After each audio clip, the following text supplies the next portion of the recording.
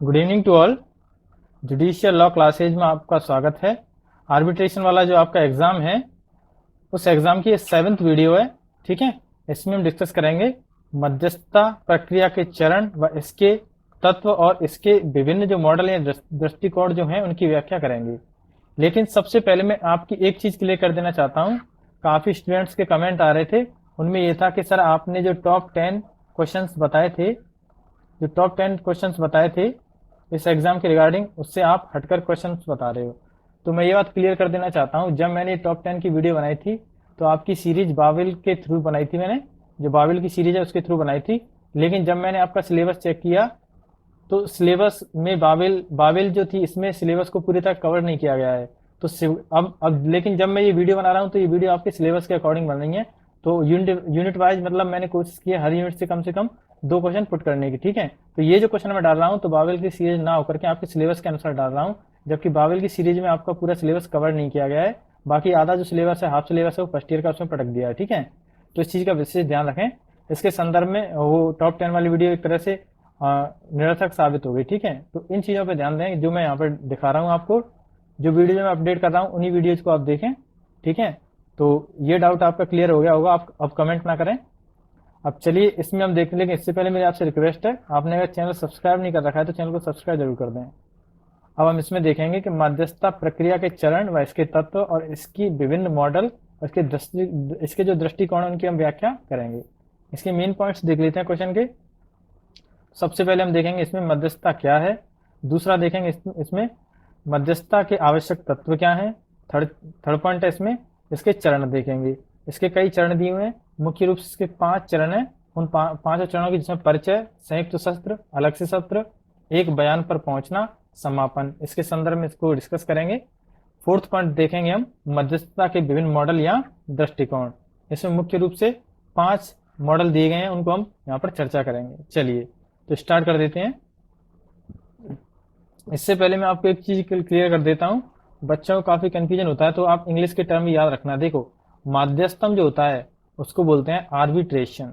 माध्यस्थम को बोलते हैं आर्बिट्रेशन। ठीक है, मध्यस्थता जो होती है, यानी एक जो मध्यस्थता की भूमिका जो निभाता है कोई व्यक्ति, तो उसको मध्यस्थता। और सबसे पहली बात यह है कि मध्यस्थम एक मंच या तरीका है, जबकि और मध्यस्थता क्या है, एक प्रक्रिया है। मध्यस्थता एक प्रक्रिया है। ठीक है, तो माध्यस्थम को बोलते हैं आर्बिट्रेशन, मध्यस्थता को बोलते हैं मीडिएशन।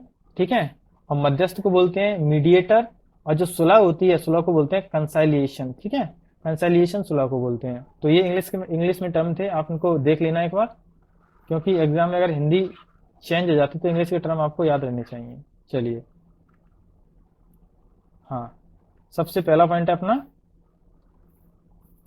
मध्यस्थता क्या है।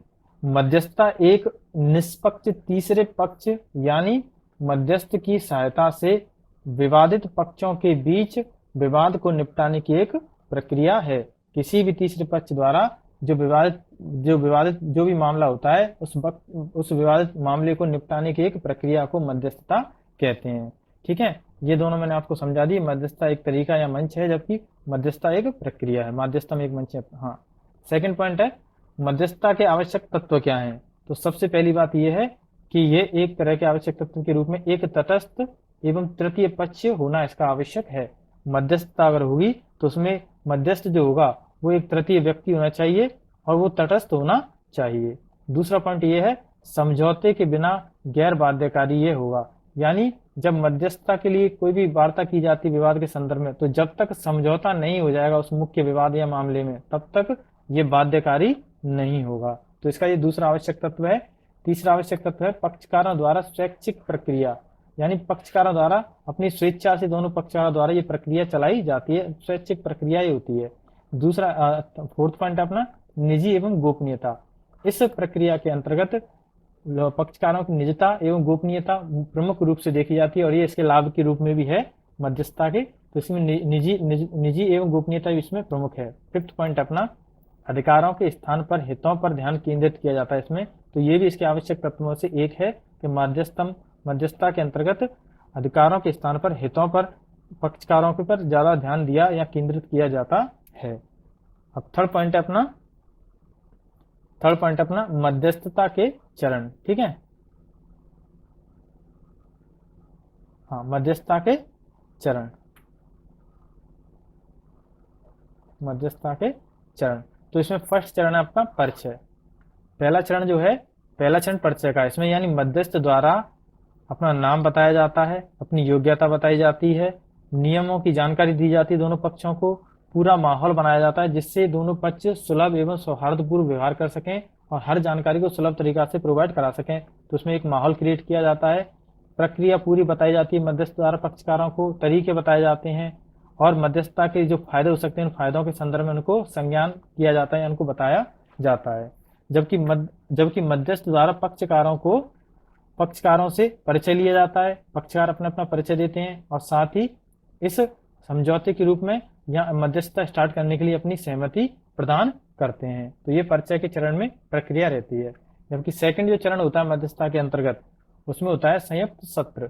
संयुक्त सत्र के अंतर्गत क्या होता है, सूचना एकत्रीकरण की प्रक्रिया लागू की जाती है, जिसमें सूचनाओं का एकत्रीकरण होता है, तथ्यों व मुद्दों को समझा जाता है। इसमें दोनों पक्षकारों से जो मध्यस्थ होता है वो तथ्यों और मुद्दों को समझता है। अगला पॉइंट, इसमें जो वादी पक्षकार होता है वो अपना पक्ष रखता है, फिर उसका वकील जो होता है वो पक्ष रखता है। इसके बाद जो प्रतिवादी पक्षकार जो होता है वो अपना पक्ष रखता है, उसके बाद प्रतिवादी पक्ष का जो वकील होता है वो अपना पक्ष प्रस्तुत करता है। बाद में मध्यस्थ हर संभव जानकारी ले सकता है और मध्यस्थ द्वारा दोनों पक्षकारों से जो भी संभव जानकारी उसे चाहिए वो अपनी जानकारी अपने तथ्यों के अनुरूप ले सकता है या उस मुख्य मामले के लिए उसे एक तय तक या एक निर्णय तक पहुंचने की जिन तथ्यों की जरूरत होगी वो हर संभव जानकारी उनसे ले सकता है पक्षकारों से इस चरण के अंतर्गत। इसके बाद जो थर्ड चरण जो होता है उसको बोलते हैं अलग सत्र। ठीक है, यानी अलग अलग सत्र होता है, हर पक्षकार के साथ में मध्यस्थ अपना अपना टाइम स्पेंड करता है उनकी जानकारी एकत्रित करने के लिए। यानी अलग अलग सत्र विवादों की गहराई को समझने के लिए मध्यस्थ द्वारा बनाए जाते हैं ये, जिसमें पार्टियों को विकल्प भी दिया जाता है। सुलह के लिए विभिन्न विभिन्न विकल्प इसमें प्रस्तुत किए जाते हैं मध्यस्थ द्वारा पक्षकारों को। प्रत्येक पक्ष से वैश्वासिक वार्ता की जाती पक्षकार द्वारा, यानी एक वैश्वासिक विश्वास आधारित संबंध बनाए जाते हैं इसमें, और प्रत्येक पक्ष को अधिकतम संतुष्टि वाला विकल्प इसमें मध्यस्थ द्वारा प्रदान किया जाता है थर्ड चरण के अंतर्गत। जबकि फोर्थ चरण जो है वो एक बयान पर पहुंचने वाला चरण होता है, एक बयान पर पहुंचने वाला। इसमें क्या है, इसमें सबसे पहला पॉइंट ये है, मध्यस्थ कई सत्र आयोजित कर सकता है, चाहे तो वो उप सत्र भी बना सकता है। एक बयान पर पहुंचने के लिए अगर लगातार मामला चल रहा है, किसी निश्चित निर्णय पर नहीं पहुंच पा रहे हैं, तो मध्यस्थ कई सत्र आयोजित कर सकता है पक्षकारों की स्वेच्छा से, और उसमें उप सत्र भी वो बना सकता है। बातचीत स्वीकार्यता से जब तक समाधान न मिल जाए। अब ये समझौते की बातचीत जब तक चलेगी जब तक कि एक मध्यस्थता की ये पूरी प्रोसेस जब तक चलेगी जब तक स्वीकार्यता के साथ कोई समाधान ना मिल जाए, यानी दोनों पक्ष जब तक सहमत हो तब तक ये प्रक्रिया चलती रहेगी।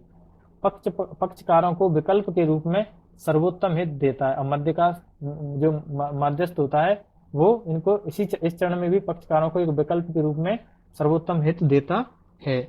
समझौता ना होने पर मामला रेफरल कोर्ट को वापस कर दिया जाता है। अगर इस चरण में समझौता नहीं होता है तो मामला वापस रेफरल कोर्ट को कर दिया जाता है। ठीक है, इसमें जबकि अब अपना फोर्थ पॉइंट आता है इसमें, मध्यस्थता के विभिन्न मॉडल या दृष्टिकोण। इस संदर्भ में मध्यस्थता जो है उसके संदर्भ में विभिन्न मॉडल या दृष्टिकोण क्या है उनको डिस्कस कर लेते हैं। तो सबसे पहला इसमें दृष्टिकोण आता है सुविधाजनक मध्यस्थता।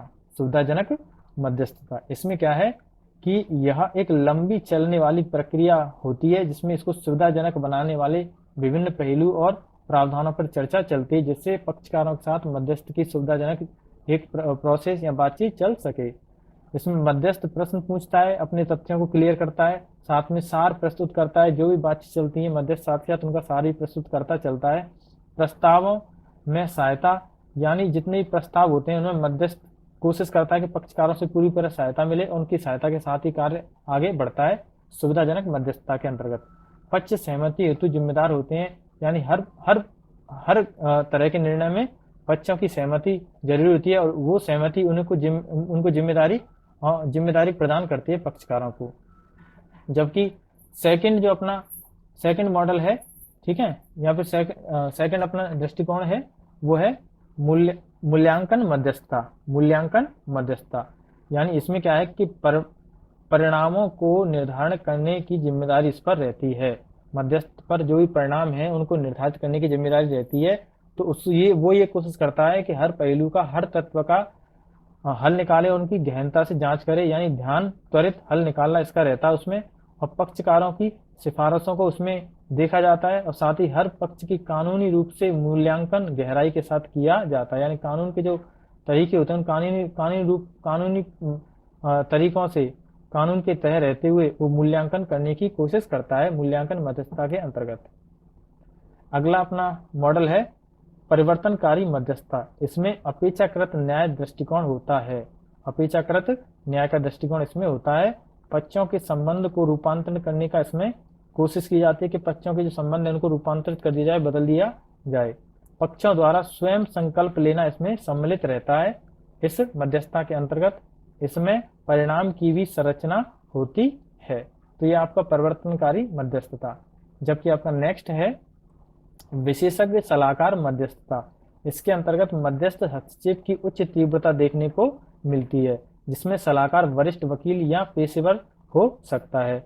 उसको अभ्यास होता है, कौशल एवं श्रेष्ठता के आधार पर इसकी नियुक्ति या इसको चुना जाता है। ठीक है।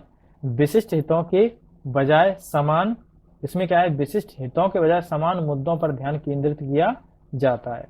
जबकि अगला मॉडल जो आता है इसके संदर्भ में अपना है कोर्ट एनेक्स्ड मध्यस्थता।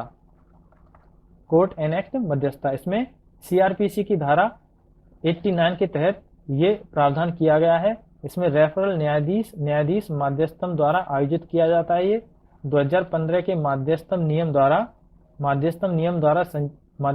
द्वारा संचालित होता है। ये अदालत के प्रकारों में से एक वैकल्पिक विवाद का समाधान तंत्र ये है। ठीक है।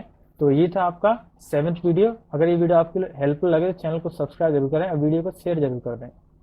Thank you.